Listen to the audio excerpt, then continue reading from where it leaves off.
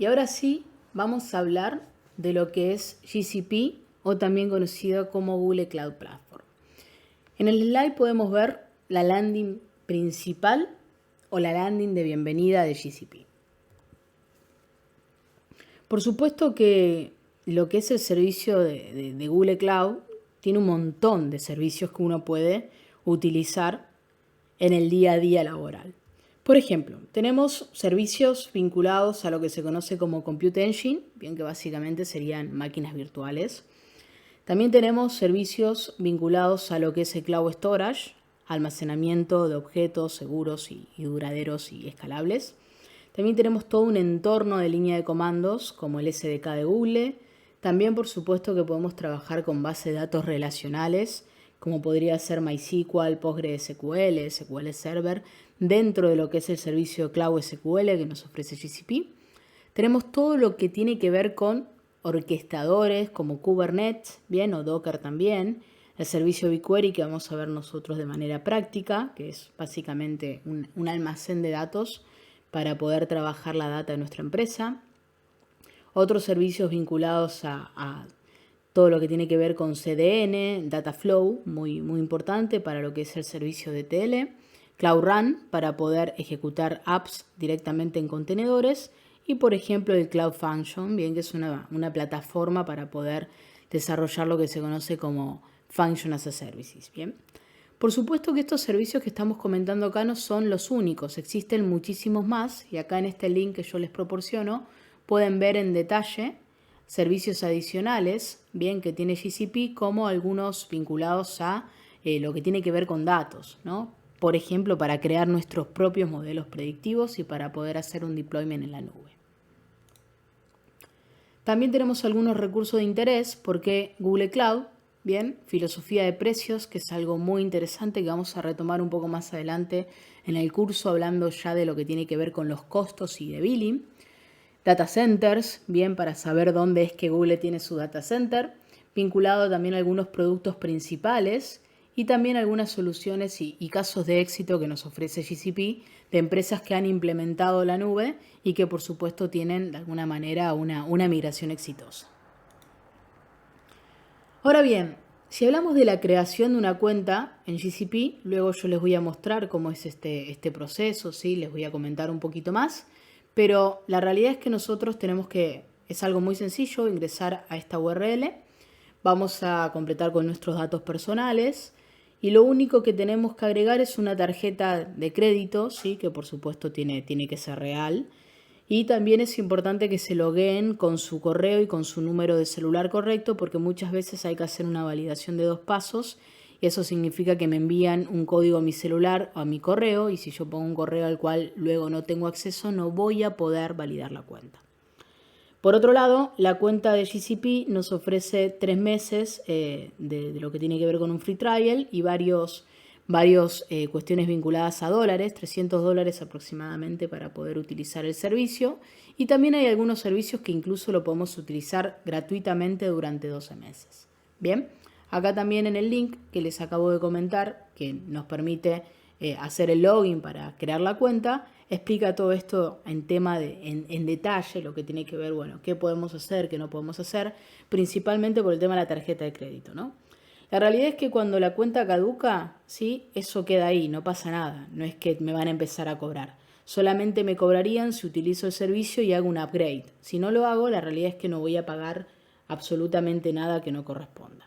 Bien, por acá tenemos un poquitito más en detalle lo que hablábamos de los $300 de crédito, ¿sí? Que nosotros los podemos utilizar para probar diferentes servicios en la nube. Lo más importante siempre es realizar una administración correcta de lo que tiene que ver con los dólares que tenemos de crédito. Básicamente consiste en que si yo creo un recurso, luego lo elimine, ¿bien? Y que no deje un recurso creado de manera innecesaria, porque eso sin dudas me va a consumir el saldo. Por lo tanto, si yo quiero que los $300 me duren la mayor cantidad de tiempo posible, bueno, eso significa que cada vez que creo un recurso, por ejemplo, para hacer algún laboratorio, automáticamente lo elimine para que no se consuma más de lo requerido y necesario. Bien, si hablamos de cómo crear o ingresar a GCP, tenemos que ingresar en esta página en particular, el console de Google, y lo que me va a pedir es un correo, y en el caso de que yo ya tenga cuenta, simplemente le doy siguiente, y si no, puedo tocar el crear cuenta. Ahí es cuando uno tiene que completar con sus datos personales y la tarjeta, y además hay que validar la cuenta, ¿sí?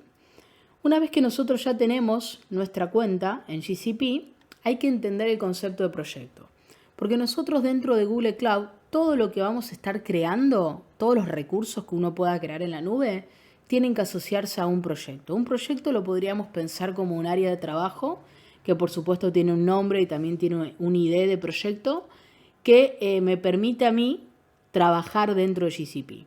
Bien, el nombre del proyecto yo lo puedo definir, el ID me lo crea Google, yo también luego lo puedo modificar si quisiera, pero el ID es como de alguna manera el identificador único de mi proyecto y es de alguna forma ese atributo que permite identificar unívocamente un proyecto del otro. Por lo tanto, el ID del proyecto de GCP no se puede repetir con ningún ID de ningún proyecto que exista dentro de Google Cloud Platform. Bien, acá tenemos un poquito más en detalle lo que les acabo de decir de los proyectos, del tema de los nombres. Bien, está bueno poner un nombre que sea amigable, que yo lo pueda identificar, ¿sí? También está bueno que uno pueda trabajar con un proyecto y que ya, aunque bien lo podemos modificar posteriormente, pongamos un nombre que sea representativo, ¿sí? Y además, como hablábamos anteriormente, esto tiene que ver con todo lo que me va a permitir contener mis recursos. Entonces, el nombre que yo utilizo del proyecto es importante. Lo podríamos interpretar como un alias y tiene que ser un nombre representativo del proyecto en sí mismo. Por otro lado, como les comentaba, tenemos el ID del proyecto, que tiene que ser único, global, a nivel de todo el mundo, de todo lo que son los proyectos en GCP a nivel mundial. También nosotros luego lo podemos editar solamente al momento de crearlo, no se puede modificar después, eso es importante. Y es, como les comentaba anteriormente, el identificador clave de mi proyecto. Cada vez que yo tenga que hacer referencia a mi proyecto, GCP me va a pedir que le coloque el ID. Por lo tanto, es muy, pero muy importante a la hora de trabajar con mi proyecto este ID, porque de alguna manera va a ser el campo único de identificación a nivel mundial de mi proyecto en todo lo que es el ecosistema de GCP. Y luego también tenemos un número de proyecto que es un código interno.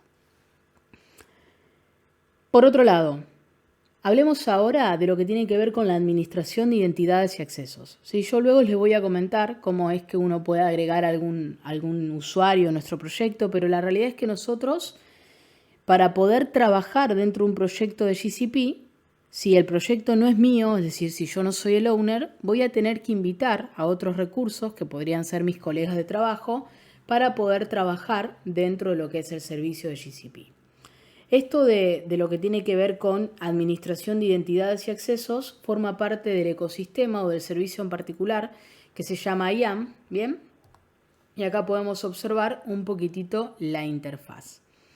En esta fuente ustedes pueden ver un poquito cuestiones vinculadas a los servicios principales dentro de lo que es IAM, pero en términos generales, todo lo que tiene que ver con la gestión de accesos de usuarios lo voy a hacer desde este lugar. También es importante comentar que existen diferentes roles, ¿no? El rol primitivo, ¿sí? Que era lo que hablábamos antes, que era el owner, por ejemplo, el editor, el viewer.